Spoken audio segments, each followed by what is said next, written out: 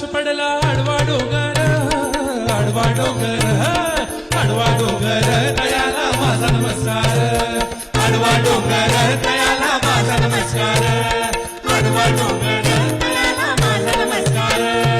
अग ग ग ग ग ग ग ग ग ग ग अग ग ग ग ग विंचू चावला देवा रे देवा, विंचू चावला आता काय मी करू, विंचू चावला आता कुणाला सांगू, दा दा दा दा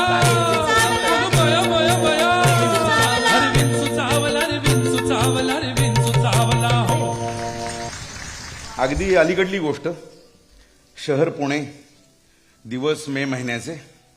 राम राणा जन्मला ती टळटळीत दुपारची वेळ. नुसता घर नंबर हातात घेऊन मी घर शोधून काढण्याचे धाडस करीत होतो. अर्धवर पत्ता देऊन कोणाला विचारा सांगतील असं सांगणारी ही देखील एक शत्रुपक्षातलीच मंडळी आहे.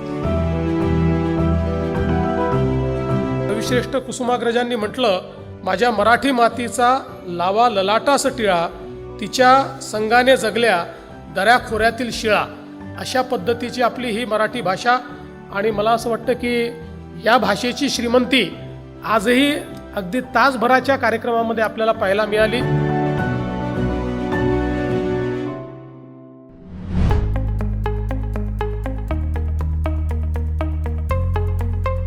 आपली मराठी भाषा ही अभिजात भाषा तर झालीच आहे, पण त्यासोबत ही एक अशी भाषा आहे की ज्या भाषेमध्ये आपल्या देशामध्ये सर्वाधिक साहित्य तयार होतं आणि सर्वाधिक साहित्य संमेलनं देखील आपल्या मराठी भाषेमध्येच होतात.